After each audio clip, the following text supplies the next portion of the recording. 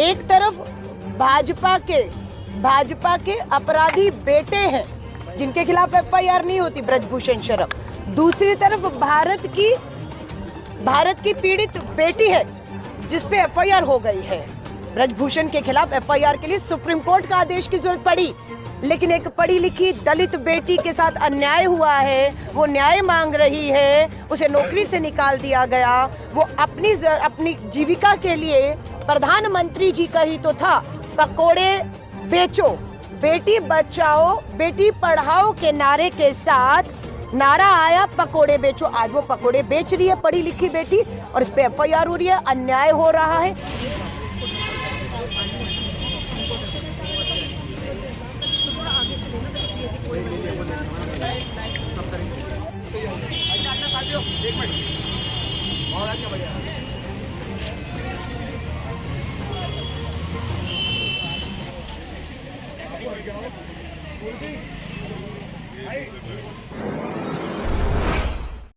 पकोड़े तल रही है, क्या कहना चाहेंगे? देखिए, अंतर्राष्ट्रीय महिला दिवस है। महिलाएं धन्यवाद करती है महमूद प्राचा जी का, जो एक वकील हैं। वो और उनकी संस्था एक दलित बेटी पढ़ी लिखी है, प्रोफेसर है, डॉक्टर रितु के साथ ताकत बनकर खड़े हैं। एक तरफ भाजपा के अपराधी बेटे हैं जिनके खिलाफ एफआईआर नहीं होती, ब्रजभूषण शरफ। दूसरी तरफ भारत की पीड़ित बेटी है जिस पे एफआईआर हो गई है। ब्रजभूषण के खिलाफ एफआईआर के लिए सुप्रीम कोर्ट का आदेश की जरूरत पड़ी, लेकिन एक पढ़ी लिखी दलित बेटी के साथ अन्याय हुआ है, वो न्याय मांग रही है, उसे नौकरी से निकाल दिया गया। वो अपनी जीविका के लिए प्रधानमंत्री जी का ही तो था, पकोड़े बेचो, बेटी बचाओ बेटी पढ़ाओ के नारे के साथ नारा आया पकोड़े बेचो। आज वो पकोड़े बेच रही है पढ़ी लिखी बेटी और इस पे एफआईआर हो रही है, अन्याय हो रहा है। उनके ऊपर आप देखिए, हमारे एक साथी के ऊपर बताया तेजाब से हमला किया गया है। यूनिवर्सिटी में 144 धारा, विश्वविद्यालय है, लाखों छात्र आते हैं, पढ़ते हैं, लोकतंत्र में चर्चा करते हैं, मुद्दों पर वाद विवाद होता है। 144 धारा दिल्ली विश्वविद्यालय में, ये तानाशाही नहीं तो क्या है? आज दुर्भाग्य है, अंतर्राष्ट्रीय महिला दिवस के ऊपर हम देश की मां महिम आदिवासी समाज से आने वाली उड़ीसा से आदरणीय द्रौपदी मुर्मू जी से भी निवेदन करते हैं। एक तरफ आप देश की महिलाओं को मिल रही हैं, जश्न मना रही हैं, उनकी उपलब्धियों का सेहरा सरकार के माथे बांध रही हैं। डॉक्टर रितु भी दलित समाज परिवार से आती, एक हमारी बेटी आंदोलित कर रही है और ऐसी बहुत बेटियां हैं जो परिवार हैं जो आपसे मिलना चाहते हैं। आदरणीय राष्ट्रपति जी, प्रधानमंत्री जी के पास समय नहीं है। प्रधानमंत्री जी से हमारी मणिपुर की आदिवासी बेटियां जो सामूहिक बलात्कार की शिकार हुई मिलने आई, प्रधानमंत्री जी ने समय नहीं दिया।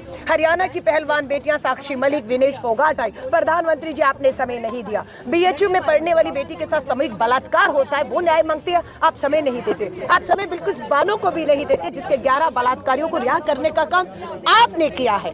आप हरियाणा में राम रहीम को पैरोल देते हैं, अदालत को कहना पड़ता है कि आप गलत कर रहे हैं। तो बेटियों के साथ जो अन्याय देश भर में हो रहा है, उसे आज 8 मार्च को देश के सामने इस तरीके से शर्मिंदगी के तौर पर लाना पड़ रहा है कि एक प्रोफेसर दलित परिवार से बेटी संघर्ष करती है, लाठियों से पीटा जाता है, घसीटा जाता है, एफआईआर दर्ज कर दी गई, 144 लगाई दी।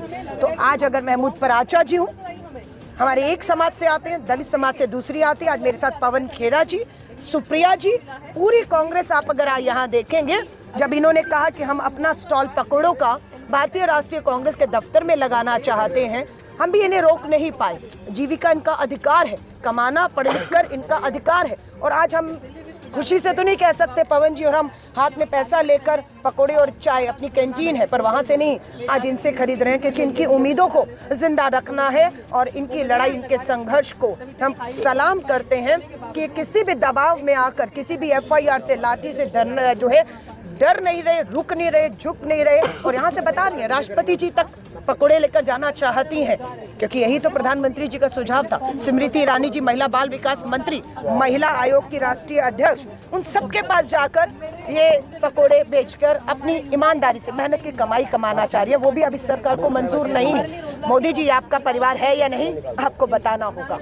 मोदी जी मंच से बोलते हैं कि दलितों को मत मारो, मुझे मारो, तब से दलितों पर अत्याचार बढ़े हैं। सर, खोखले उनके भाषण हैं, खोखली उनकी बातें हैं, इसलिए क्योंकि जब सच्चाई और धरातल पे बात आएगी तो सच्चाई ये होगी। ये दलित बेटी है आपकी, पढ़ी लिखी प्रोफेसर है, नौकरी से निकाल दी गई है, पकोड़े तल रही है। क्या आपत्ति है? कौन सा अपराध है पकोड़े तलना? आप ही ने तो प्रधानमंत्री जी रास्ता दिखाया, पकोड़े तलना। और अभी एक नहीं, अनेकों लाखों करोड़ों युवा इसी तरह हर गली मोहल्ले चौराहे पर पीएचडी की डिग्रियां टांग टांग के पकोड़े तलने का काम शुरू करने वाले हैं, हमें पता चला है। दूसरी तरफ मोदी कह रहे हैं पूरा देश मेरा परिवार है। मैं तो कह रही हूँ, लिखे डॉक्टर रितु आपका परिवार है या नहीं है, हम पूछना चाहते हैं। एफआईआर दर्ज कर दी गई आपसे। साक्षी मलिक आपका परिवार का हिस्सा है या नहीं? बिल्किस बानो परिवार का हिस्सा है या नहीं?